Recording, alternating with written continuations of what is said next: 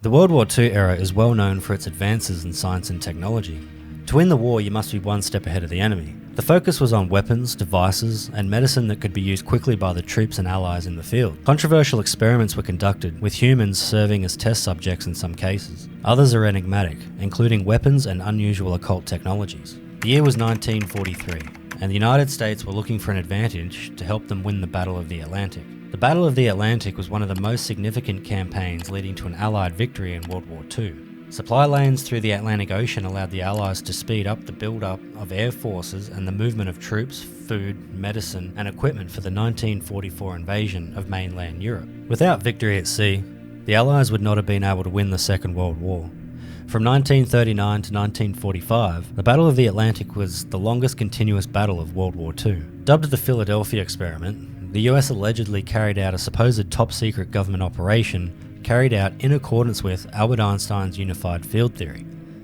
Its goal was to put invisibility technologies to the test. On October 28, 1943, at precisely 17:15 hours, the American Navy destroyer Eldridge, which was anchored in Philadelphia's harbour, vanished in a burst of green light. The warship then reappeared a short while later 500 kilometres further north, in the waters in front of Norfolk. When it returned to Philadelphia, it vanished once more from the same location. The legend of the destroyer, which for a brief period travelled through space and time, was too fascinating for fans of the mystery genre, and it was adopted by a number of productions ranging from movies, books, comics, and social media discussions.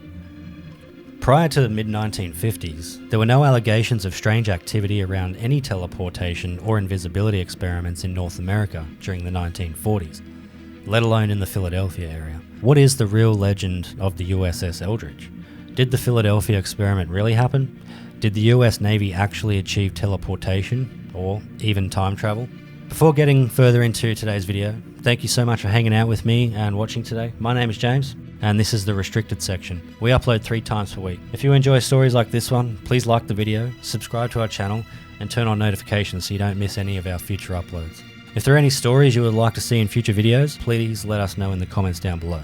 It all started with the bizarre character of Morris Jessup, an auto parts salesman who had done graduate studies in astronomy at the University of Michigan but never finished his doctorate. Jessup was a weird combination of a no-degree scientist and a passionate ufologist.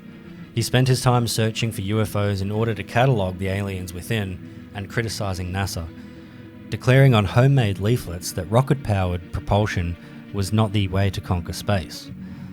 He had developed a set of electromagnetic field-based ideas that, according to him, were far more practical for launching our spaceships into space. These theories, according to him, were revealed to him by aliens. Morris, a dedicated researcher, wrote the case for the UFO in 1955. On January 13 in 1956, he received the first of over 50 letters from Carlos Meredith Allen, also known as Carlos Miguel Allende, criticising him for speculating about unified field theory and describing an interpretation of Einstein's physics that resulted in the Navy experiment that rendered the USS Eldridge invisible. Allende had been present at one of Jessup's lectures and apparently respected the man enough to entrust his knowledge to Jessup. The letters were written in an unusual manner, with capitalization, punctuation, and underlines scattered throughout.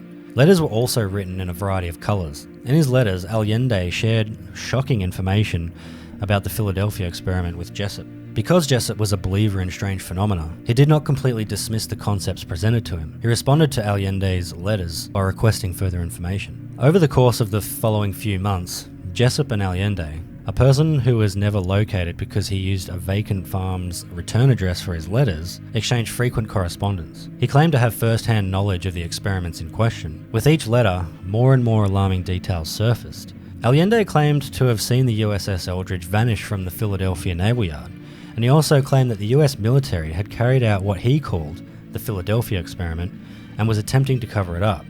As a defense against Nazi submarines, the Navy was experimenting with the risky and unpredictable method of teleportation, utilizing gigantic Tesla coils. Allende was apparently on board the ship anchored beside the USS Eldridge, the SS Andrew Furuseth, during the second experiment when he saw the Eldridge emerge from the waters and quickly disappear into thin air. His proof for his claims was a list of a few names of people who were also on board the Furuseth, although he couldn't recollect any specific dates. Around the same time, Jessup and Allende started this exchange of letters.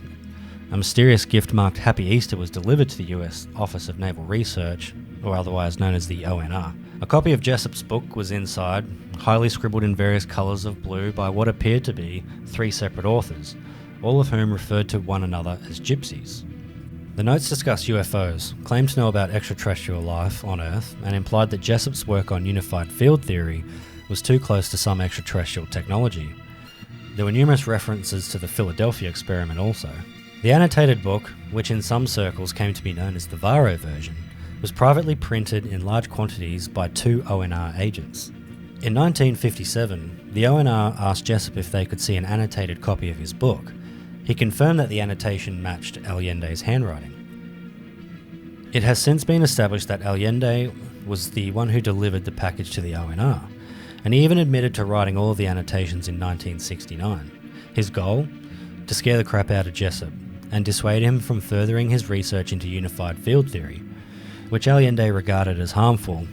He then withdrew his statement. Allende's revelations became a source of obsession for Jessup. Faced with tremendous circumstances, the disturbed researcher committed suicide on April 20th in 1959, believing that another universe existed that was far superior to this miserable world. But some also suspect that his suicide was staged by government agencies in order to keep the experiment covert. Unfortunately for Jessup, a crucial piece of the puzzle's solution surfaced not long after his death. A man by the name of Alfred Bielek, another central figure in the story of the Philadelphia experiment. Bielek claims to be one of the sailors who perished in the dimensional jump and was catapulted for 6 weeks into the year 2137 and subsequently for 2 years into the year 2749. According to Bielek, the Navy was working on a project in the late 1930s that used electromagnetism to create an invisibility cloak for its battleships. Around that period, Bielek said that Einstein was in charge of a program to degauss ships by wrapping them in electromagnetic coils to shield them from Nazi-planted magnetic mines. Tesla is said to have taken this technology and used it for the cloaking experiment. With some initial success with a small boat, Tesla gave up after several unsuccessful tries with larger ships, and the project was passed over to Dr. John von Neumann, who also worked on the Manhattan Project. On the first occasion, John von Neumann was able to make the USS Eldridge, a Cannon-class destroyer escort, invisible for a brief amount of time. One of Tesla's innovations, the zero-time reference generator, contributed to this result, according to Bielek. This apparatus, according to the stories, locks the Earth's magnetic fields and serves as a cosmological reference with the electromagnetic fields at the galaxy's center.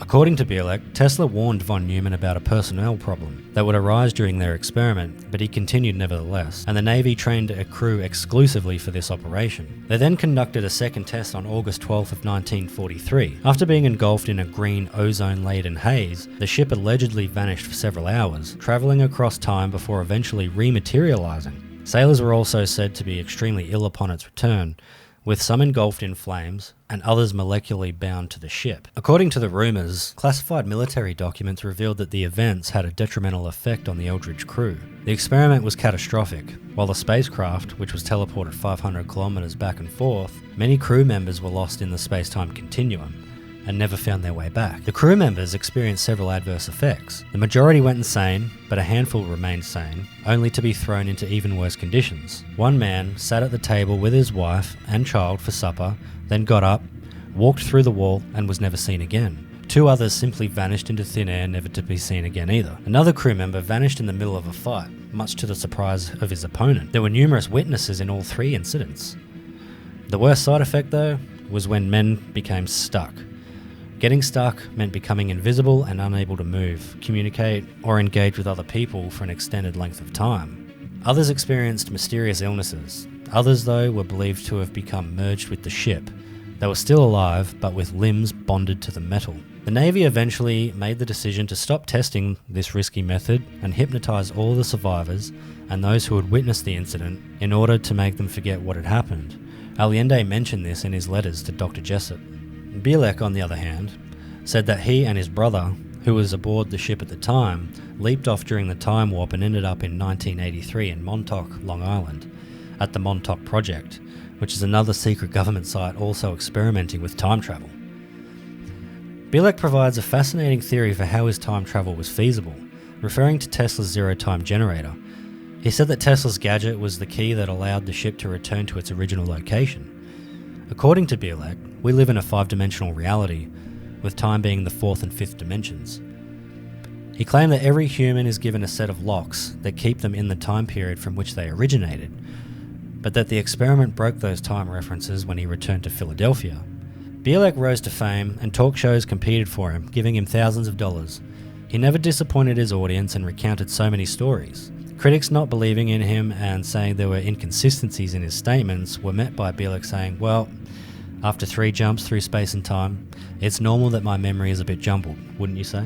But the Philadelphia experiment has never been supported by evidence or confirmation. Furthermore, any proof gathered, such as the logs of the USS Eldridge and other ships engaged, has contradicted the story.